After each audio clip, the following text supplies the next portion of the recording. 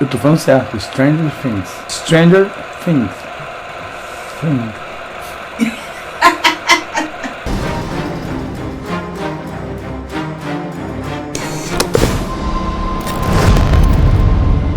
Fala pessoal, que saudades de vocês. Nova temporada do programa Cine História. Vou dizer logo o que é o programa de hoje. Stranger Things. Isso é a série original Netflix. Super sucesso. 8 episódios. Primeira temporada só. Eu assisti. Maravilhoso. Sensacional. E acho uma série que assim envolve várias questões interessantes. Envolve questões históricas, que eu vou falar sobre isso, porque o programa Cine História tem que ter um apelo histórico e o apelo da Guerra Fria. Inclusive, eu tenho uma preocupação com esse programa. Eu acho que pode acionar o alerta de spoiler. Bom avisar antes, para não chatear ninguém que vai assistir a série ainda, porque eu vou falar de algumas coisas aí de história. Qual é a sinopse da série? Deixa eu explicar a série. Um garoto some numa cidadezinha do interior chamada Hawkins, que é uma cidade fictícia. O nome Hawkins é uma referência a Stephen Hawking, né, o Stephen Hawking, que é o cientista tão famoso e, né, evidentemente dispensa apresentações. E a cidade inteira passa a procurar por Will. Will sumiu, Will está em algum lugar que ninguém sabe onde está, e a sua mãe desesperada não quer aceitar o seu desaparecimento, a sua morte, e é uma atriz chamada Winona Ryder. E é um filme, a série também tem Matthew Modine, e é engraçado que são ícones dos anos 80, então ela pega atores que entraram em total ostracismo, que foram grandes atores dos anos 80, fizeram filmes maravilhosos dos anos 80, que marcaram a nossa geração, pelo menos a minha geração, e depois eles foram perdendo importância no cinema, e agora eles voltam. E ao mesmo tempo que desaparece o menino Will, aparece uma menina esquisita com superpoderes, com poderes telecinéticos, com poderes sobrenaturais, com poderes que até então a gente não está entendendo o que é, porque a série chama-se o quê? Stranger Things, né? Então são coisas estranhas que estão acontecendo. E essa menina chama-se Eleven, na tradução 11. E aí a menina Eleven, ela se junta com os garotinhos esquisitos, né? Porque o barato do filme, os garotinhos também são esquisitos, né? Um tem até um probleminha mesmo de saúde, mas que não impede dele ser um brilhante ator, que é o que não tem dente, né? Que é uma gracinha o garoto, né? Eu adoro esse garoto. E os outros dois também são esquisitos, né? É trash, é um pouco trash, não é um pouco trash? The Demogorgon! We're in deep shit. Will, your action! I don't know. Fireball him! I'd have to roll a 13 or higher. Too risky. Cast a protection spell. Don't be a pussy. Fireball him. Cast protection. The Demogorgon is tired of your silly human bickering. It stops towards you. Boom! Fireball him, Will! Stop! Boom! Cast protection. It was in anger! And Fireball! And fireball! E o filme tem várias referências, a série tem várias referências a filmes dos anos 80 que eu amei. Por exemplo, identifiquei na hora o ET, né, os garotinhos da bicicleta, né, com a luzinha e tal, aquela correria, mochilinha nas costas, Contatos Imediatos, né, que é um filme que também é do Spielberg, né, que faz referência. Outro diretor lembrado é John Carpenter, que é justamente de Halloween. Halloween é um filme que marcou minha infância. Halloween é um filme que eu morria de medo, Mike Myers.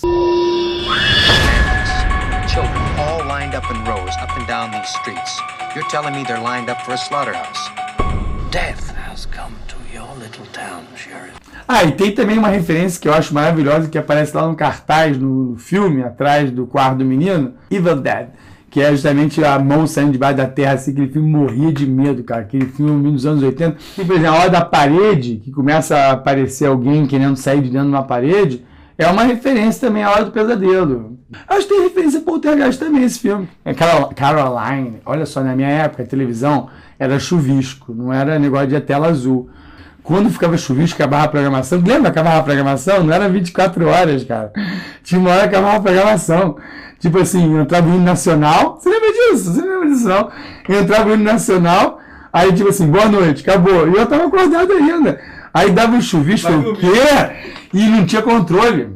Não tinha controle remoto. Se não tinha controle remoto, você não tinha um precinho pra fugir da Caroline. Entendeu? Aí você tinha que ir aonde? Lá na maldita Caroline, na televisão Filco.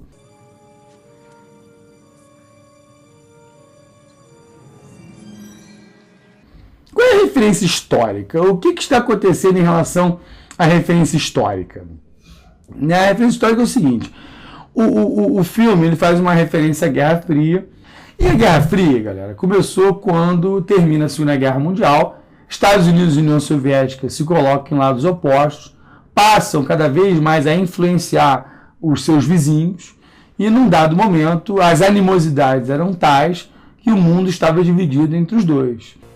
Na verdade, as reuniões no pós-guerra imediato das forças de ocupação da Alemanha mostraram que os russos estavam se tornando incrivelmente não cooperativos. Um dos primeiros a perceber a crescente seriedade da situação da Europa no pós-guerra foi o antigo líder britânico Winston Churchill, que no início de 1946 fez uma série de conferências nos Estados Unidos. No discurso para uma plateia, na maioria estudantes, em Fulton, no Missouri, em 5 de março, fez esta afirmação. De Stettin, no Báltico, até Trieste, no Adriático, uma cortina de ferro desceu por sobre o continente.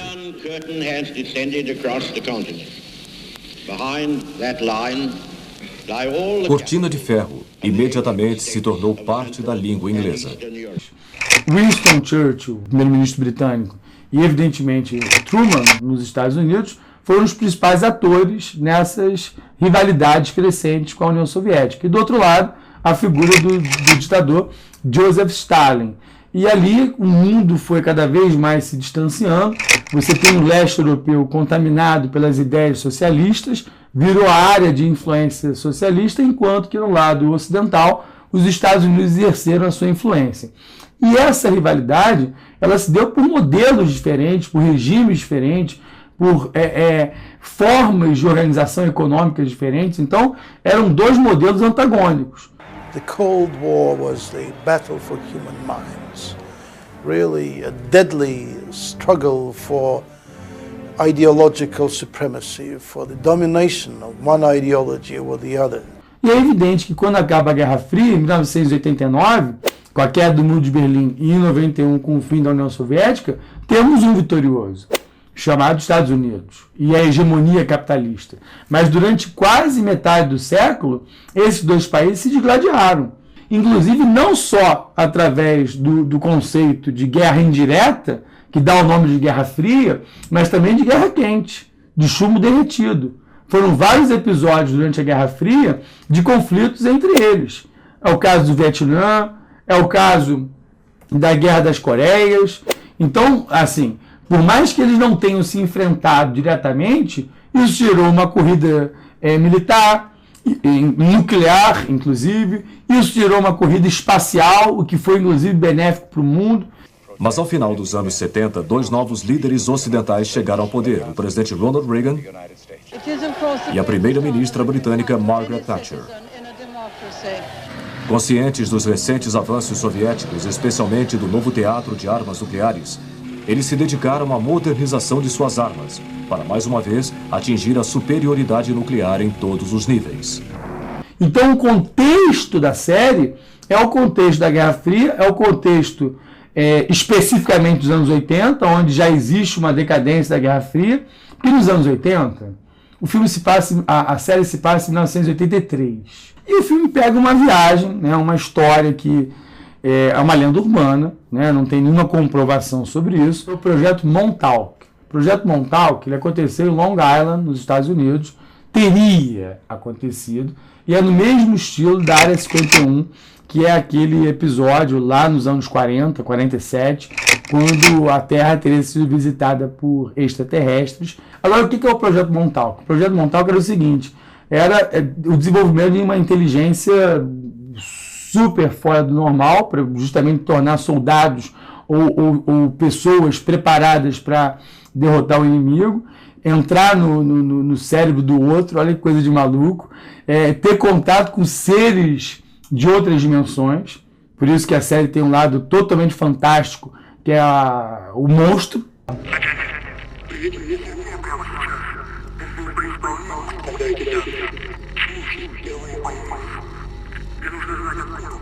Мне нужно знать, откуда пошли эти слухи. Если это не дезинформация, хотя я в этом уверен, не хочу думать о последствиях. Иди, что ты ждешь? Поторопись. Мне нужно знать, откуда pошли эти слухи. E essas tentativas ocorreram. Drogas foram desenvolvidas. O nego tentou fazer isso. Eu não estou dizendo que houve êxito, mas os caras viajaram na maionese, né? Em vários episódios se desenvolveram drogas para você justamente ganhar do inimigo. There's been a lot of, let's say, laboratory nonsense, both by the Russians and people all over, thinking that they have to do very elaborate things like have flashing lights, that they have to immerse people in hot water tanks and so on. But when all is said and done, person-to-person social and psychological manipulations are far more effective, they're cheaper, and they accomplish what the mind control people want. E a origem do projeto Montauk, ele tem uma origem também. A maluquice vem da maluquice, que vem da maluquice, que vem da loucura. O projeto Montauk veio do projeto Filadélfia, que foi um projeto lá da Segunda Guerra Mundial de fazer desaparecer o navio. Dizem que isso aconteceu, que o navio ficou desaparecido 3 horas, e visibilidade ótica e visibilidade do radar. O experimento Filadélfia foi uma investigação sobre como utilizar a teoria de Albert Einstein para, de algum modo, criar um envelope eletromagnético ao redor de um navio para torná-lo invisível ao radar. Mas foi dito por gerações que a experiência resultou em mais do que invisibilidade ao radar. Algumas pessoas acreditam que houve tentativas de fazer navios literalmente desaparecerem. O radar hoje tem, né? Hoje tem avião que radar não pega. Isso aí não é nenhuma coisa mística, sobrenatural. Mas visibilidade ótica, desapareceu o negócio, aí dizem que o navio ficou sumido 3 horas, voltou depois e os marinheiros estavam completamente desorientados. Não sabiam onde estavam, onde foram, né? Então, há esse relato. E tem um filme, que é um filme dos anos 80, de 1984, chamado Philadelphia Experiment, que mostra justamente essa experiência. Eu nunca tinha ouvido falar desse filme. Eu fui pesquisar para fazer o Stranger Things, e aí descobri que tem esse filme que é que provavelmente é mais uma referência óbvia para a série.